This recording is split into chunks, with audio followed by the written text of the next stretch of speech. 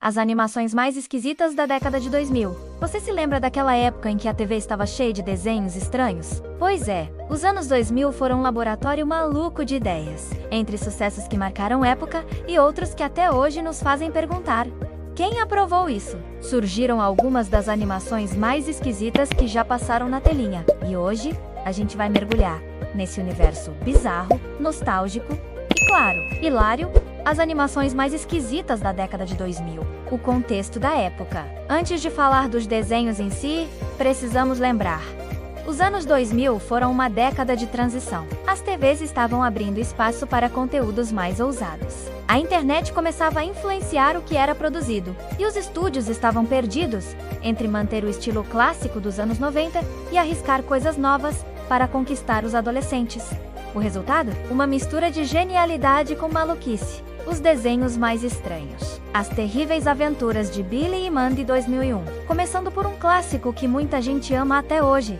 As Terríveis Aventuras de Billy e Mandy. A ideia em si já era bizarra. Duas crianças derrotam a morte em um jogo de limbo. E, como prêmio, ela vira o escravo delas para sempre. Sim, você ouviu direito! A morte escrava de duas crianças. Humor sombrio, piadas pesadas para um desenho infantil. Estética meio grotesca, personagens feios, monstros estranhos. Um dos primeiros desenhos a misturar terror, nonsense e comédia escrachada. Billy e Mandy não eram só estranhos. Eles eram perturbadores.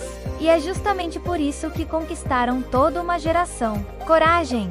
O Cão Covarde 1999 a 2002, auge nos anos 2000. Embora tenha começado no finzinho dos anos 90, Coragem!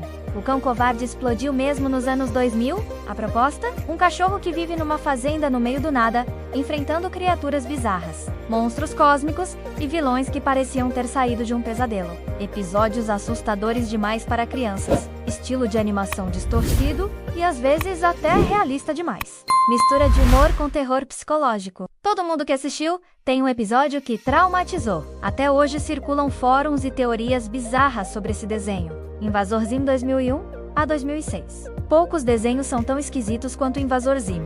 Um alienígena incompetente é mandado à Terra para destruí-la. Mas ele é tão atrapalhado que mal consegue passar despercebido, mesmo com a ajuda de um robô chamado Gear, que é ainda mais surtado do que ele. Visual gótico, cheio de cores fortes e bizarras. Humor ácido e muitas vezes nojento. Não era para crianças, mas passava em horário infantil. Invasor Zim foi um fracasso de audiência, mas se tornou cult. Até hoje tem fã-clubes, teorias e até revival na Netflix. O esquisito venceu. Dudu e Edu 1999 a 2009. Agora vamos para um tipo de estranheza diferente. Dudu e Edu, três garotos que passam os dias tentando enganar os outros do bairro para conseguir dinheiro e comprar balas gigantes. Estilo de animação tremido, como se os desenhos estivessem nervosos. Personagens com personalidades bizarras. O Dudu que come sabão, o Dudu inteligente mas neurótico e o Edu sempre trapaceiro. Mundo meio surreal, onde tudo parecia sujo, esquisito e meio depressivo. Era um desenho simples, mas desconfortável. E mesmo assim, não dá pra negar.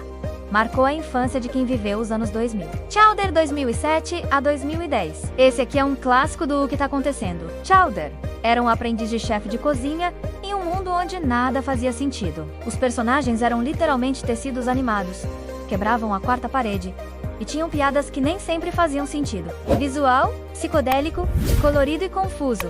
Humor nonsense e personagens falavam com o público, cantavam do nada. Um dos precursores do estilo esquisito por diversão que virou febre depois. Chowder era tão esquisito que acabou sendo genial. Um verdadeiro caos animado que conquistou o seu espaço. Zobomafou 1999 a 2001 e reprisado nos anos 2000. Tá. Talvez esse nem seja só desenho. Mas quem lembra de Zobomafu? O lemuri que falava com as crianças e se transformava em boneco animado? Era estranho, pra dizer o mínimo. Mistura de live action com animação em stop motion. Estranhamento visual. O lemuri real virava boneco do nada. Clássico da TV educativa, mas um tanto perturbador na transição. Não dá pra negar. Marcou. Mas muita gente lembra com aquela sensação de o que eu acabei de ver. 12 Oz, Mouse 2005. Agora chegamos ao nível máximo da estranheza. 12 Oz Mouse do Adult Swim. parecia feito no pente. O protagonista era um rato mal desenhado, envolvido em tramas surreais de violência e conspirações. Estética? Propositalmente horrível. Narrativa sem lógica, diálogos absurdos. Desenho tão ruim que virou cult. Esse desenho não era só esquisito. Ele era quase um protesto contra a animação tradicional.